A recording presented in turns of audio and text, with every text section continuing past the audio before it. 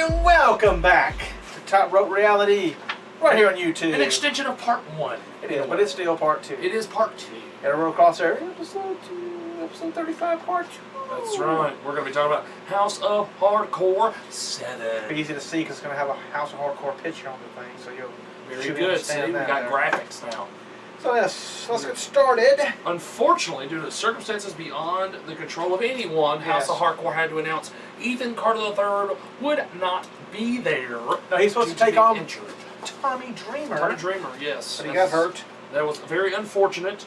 And torn bicep. Torn bicep, but if you go on Twitter and you have Tommy Dreamer on Twitter, you saw the unofficial injury, which was hilarious. But, you know, he's got time to heal up. But Tommy Dreamer said, you know what, I have a lot of friends, and a lot of friends that were willing to help me, so there was, Jigsaw was also sick.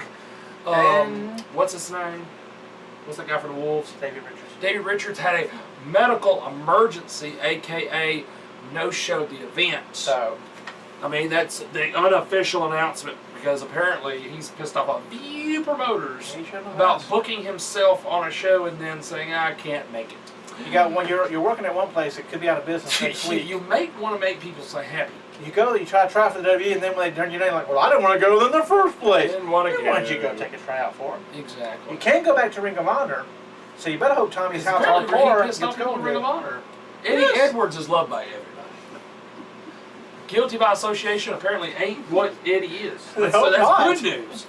But we do want to talk about the matches. Danny Doring taking on Stevie Richards. They started out with old school ECW. Yes. BWO versus Doring and Roadkill, pretty much. And in the ECW arena, the old ECW arena, who wins?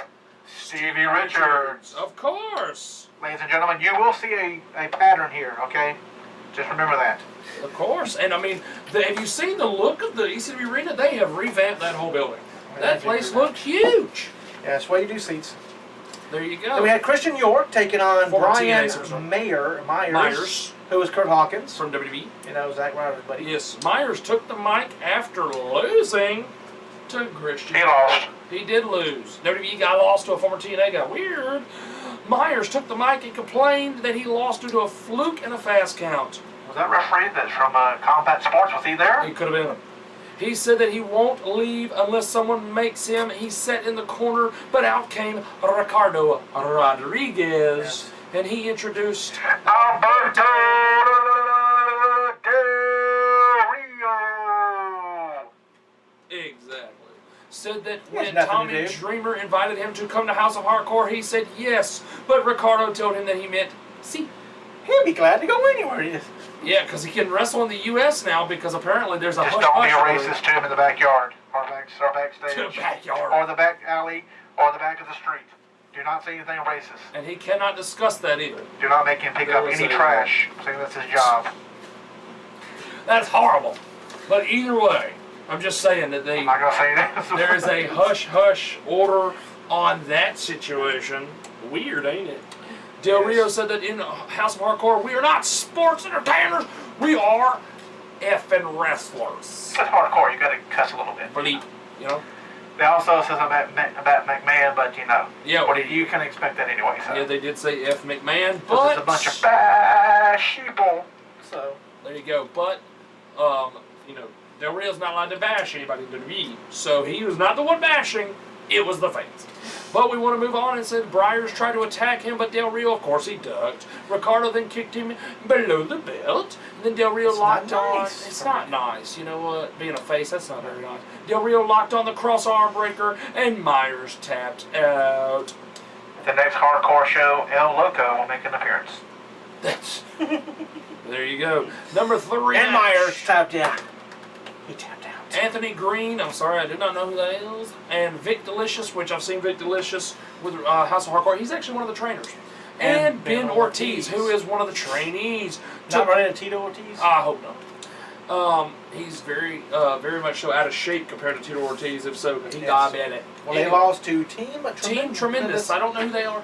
And Little Guido. We know who Little Guido is, but I have no clue who Tim Tremendous is. They're all friends of Tommy Dreamer. How convenient, Little Guido's from ECW. Oh yes, remember, follow the pattern. Follow the pattern. And then in a singles match, Eddie Kingston from, Shakara, how do you say it? Shakara Pro, took on Eddie Edwards, who was from TNA, and guess who won? TNA. TNA won. Interesting. And then a former TNA guy won earlier with Christian York. Interesting. Over a former WWE guy. Weird. Boy, Tony's must be pissed with the WWE on. I'm telling you. And then Alex Reynolds took on Lance. Anoa'i. Yes, that is the family name of The Rock's family tree, but of course we cannot speak Wow, of it. he should be in the Performance Center. He might be one day. Is that your boy, the last one? Yes, that's my boy, Tony Nese. I wish I could get him. So he is no TNA nothing unless... He was in TNA. He's a former TNA guy. Yes. Again, TNA and ECW guys have won him this show so far. Interesting. Where pattern is continuing now. And then, match number 6. This was originally scheduled to be the American Wolves, who were from TNA, who would have won, taking on Hoyt and Smith, who we can't call him that. It's Lance Archer. Mm-hmm. Okay, yes. And Harry D.H. Smith, yes. Harry D.H. Smith. Smith took the mic and said it's come to their attention that David Richards had a tummy ache. Aww. And doesn't want to come fight. He said that's Carney for being stupid. He said that they were the best tag team in the U.S., Japan, and the entire world. Lance Hoyt started ripping on the crowd and said no one was going to do anything about it. Out came Team 3D with no music, which is the Dudley Boys style. So Harry D.H. Smith... So is this that's the Dudley Boys style too, if you watch the ECW shows now, with his weird self. Who? Bubba. What was he doing? Having a seizure? All seizuring, yeah. And he stuttered too. Stuttered, yeah. And they took on Team 3D, and guess who won? Guess! Not the New Japan Pro Wrestling champions. No. Or Junior Tag Team champions. Whatever they are. I don't know if they're juniors. They're kind of big. Yeah, but it's New Japan, so. No, the juniors are that's Red Dragon. Okay, then they are the New Japan. Yes. So, and the winners are... Get the tables. That's tells you 3D, the Dudley Boys, Bully Ray, Devon, Bubba Ray. Want to call themselves. Yes. And then Aries Open Challenge. Austin Aries had an open challenge. It was accepted. Austin Aries. TNA guy. Huh, weird. Taking on Drew Galloway, who is a former WWE guy. And guess who won? TNA guy. Weird, huh? And then finally... No more live from the ECW arena, because we can't let it die. It's been 20 years. And in an Extreme Rules match, which I thought that would be trademarked by WWE. All right. And Tommy Dreamer had nobody, remember, because he was supposed to have EC3, which was a TNA guy. And TNA said they would send him somebody else. And who did they send him? ... The World Heavyweight Champion. Not Bobby Lashley. I didn't say Lashley. I know. Crazy. He's, everybody still thinks he's probably still the world champion. Probably he's not the world champion anymore. They went from chocolate to vanilla, so. It's Bobby, you're rude, because it pays to be rude when he's a heel. Exactly. He sucks as a Rude took the mic and said he had a funny story. He was sitting on his couch at home. His phone rings. It's Dixon Carter. She informed him that EC3 tore his bicep, was unable to fulfill his obligation, so Bobby is contractually obligated to fulfill his duties. So if so he's a do-boy. So if EC3 can't wrestle, then Bobby Roode, the champion's going to take his place? Weird. That is kind of weird. Rude said that he and Dreamer are good friends. He has a lot of respect for what Dreamer has done in this arena. For Rude, for the boys in the back, and for all the fans. So he's putting the title on the line tonight, whether TNA likes it or not. Because no one deserves the title shot more than you, Tommy Dreamer. Because it's your show. Exactly. He said there's nothing more important to him than the title, and he attacks Dreamer. That's why the owners should not have a title shot. Exactly. No title shots for the owners. During the match, Velvet Sky interfered. Why? No, because Bubba's there.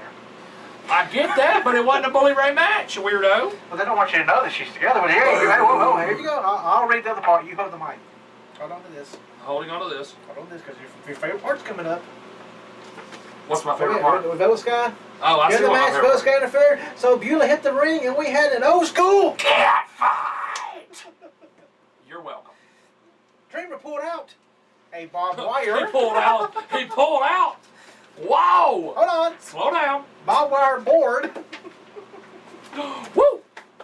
Next match. I know it's hardcore, and it's ECW, so. But that is too much.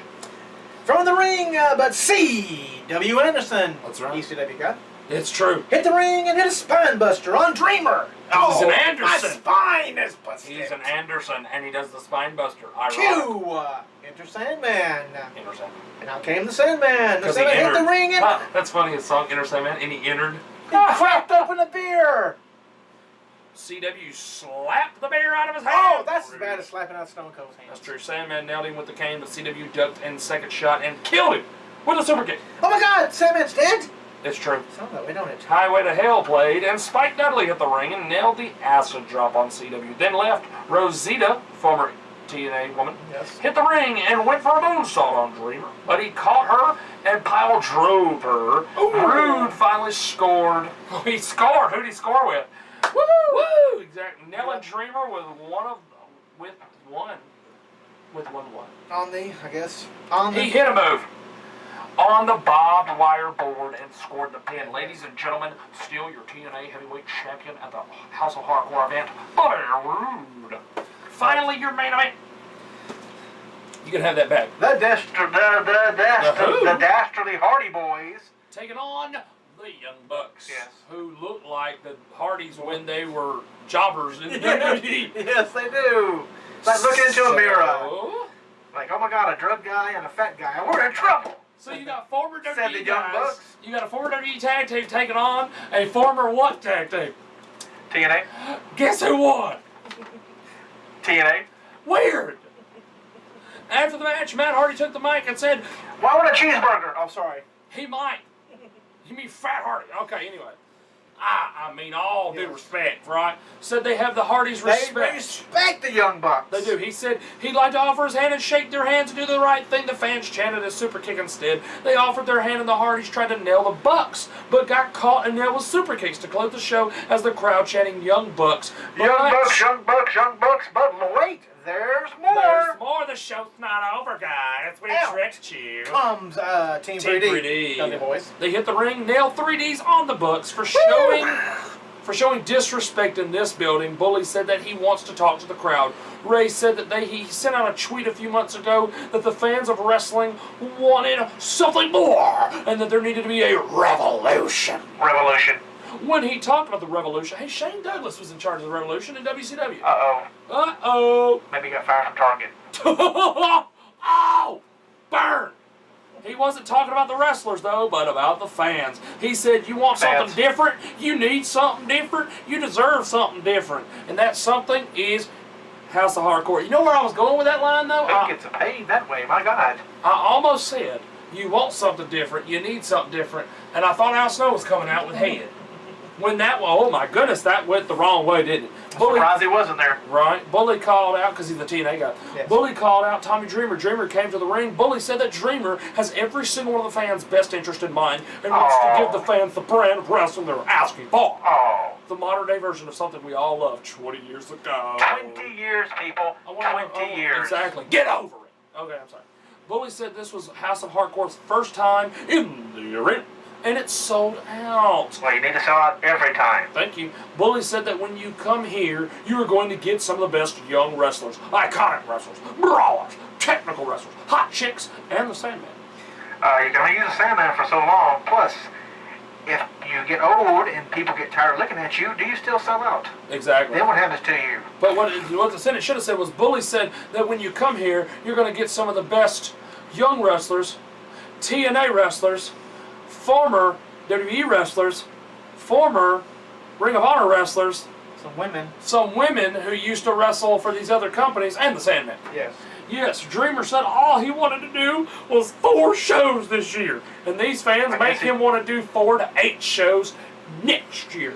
And perhaps their goal is getting on TV. Which is good. I mean, if they get on TV, that's good. More product. I love it. Ring of Honor's on TV, can't watch it here. But you can't just give people hardcore, because it doesn't work. Which, I mean, they didn't do all hardcore. No, but you get the point there. Every title match is hardcore, every main event's hardcore. You get, okay, then you get repetitive.